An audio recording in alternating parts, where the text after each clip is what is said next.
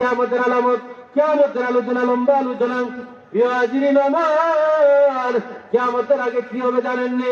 কিয়ামতের আগে এমন একটা পজিশন হবে, এটা হলো কিয়ামতের সুগরা। কিয়ামতের সুগরা যেগুলা ছোট ছোট আলামত, কয়েকটা আমি আপনাদেরকে বলি।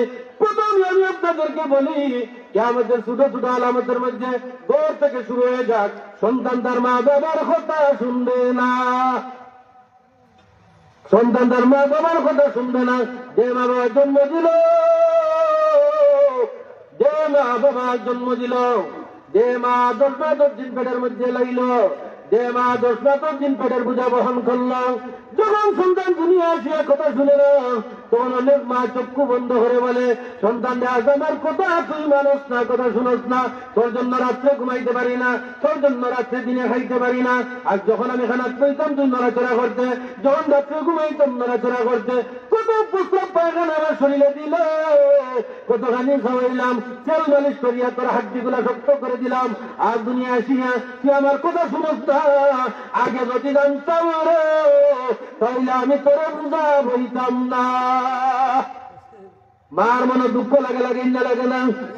ঘুরে বলুন, লাগে না লাগে না?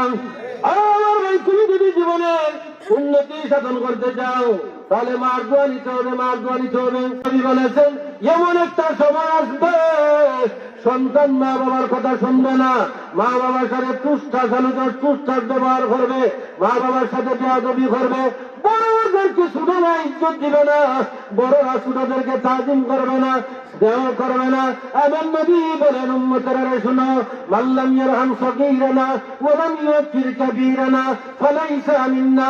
যে বড়কে সম্মান দেয় না, ছোটকে স্নেহ করে না, তারা আমি নবীর দলভুক্ত না। নবীর দলে আমাদের দরকার ছিল নাই। নবীর দলে থাকতে হইলে, নবী উম্মত করতে হইলে বড়রে সম্মান দেওয়া লাগবে, ছোটরে স্নেহ করা লাগবে। খালি সম্মান হইতে না, ছোটরে সম্মানের শিক্ষা দিতে হইবে। ঠিক আছে না? হিসাব দিন আমার, যার মাঝে যে জিনিসের খতন নাই, তার মাঝে এই জিনিস হাসিল হয় না। মুরব্বীর খতর বুঝেন, আপনি মুরব্বী হয়ে যাবেন। আলিমের খতর বুঝেন, আপনার মাঝে আলিম হবে। হাফিজে কোরআনের খতর বুঝেন, আপনার মাঝে হাফিজে কোরআন পয়দা হবে। সুরের খতর বুঝেন, আপনার মাঝে যে কোনো অক্ষরে সুর হবে। এইভাবে আমরা যার মাঝে যে জিনিসের খতর, তার মাঝে এই জিনিস হাসিল হয়। এজন্য আমার নবী বলেছেন, উম্মতেরা রে, শেষ জামানায় মহিলারা বেপরদা হয়ে যাবেন। কি হয়ে যাবে? বেপরদা। কিয়ামতের আলামতের একটা মহিলা বেপরদা ছিল নাই? ঈদের বাজারে গেলে দেখবা সব বেটিন তো ডাক্তার বেটান উল্টিয়া হল্টিয়া হতা বোঝেন না, বোঝেন না?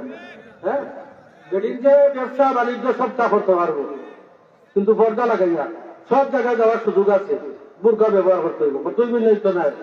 ওনে বুর্কা মাথার খাবরি ফালাইয়া না হাঁটলি যা বেতন হবে। ঠিক না? ঠিক নাই? সরকটা কি ঠিক নাই? নাও বুঝতে খালি হমটাই ঠিক আছে। হাও প্রিয় হাজরিন, যে জিগাইলা যদি দোকানদারে খাবার দিলাম, তোমার স্বামী নাই আসুন কয় বলে 12 জুতা লইয়া বইতেছে, বুঝলি? কত ভঙানি করে বাজারে গুয়ার আরো বেটারে পরিচয় করে। আজ বাজারে গেলে মাছটা বেঠি নাসি না নাই? মাছটা গেলে বেটিন, তরকারি আড়াত বেটিন, জুতা আড়াত বেটিন, সোনা আড়াত বেটিন, সব জায়গার মধ্যে বেটিন খেলে। ঈদের বাজারে তুমি খেলে, পূজা গেলে তোমার স্বামী খাবার দিলে তুমি বেশ খুশি নাই।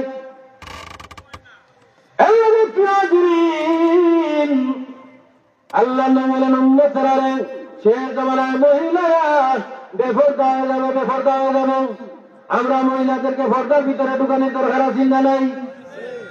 আছে না নাই? পর্দা করা মহিলারা স্বাধীনতা ভাইব গাইছিলি না? তো চিনে না, চিনে না নি? পর্দা করা মহিলারা স্বাধীনতা ভাইব রে, ও ভাই কেমন তোরা লাগো খাইব রে। বেটা গাইছিল না? গাইছিল না? এটা খেয়ে গাইছিল, আপনারা জানেন না? আমার মুখে দেখছি আর বুঝলাম।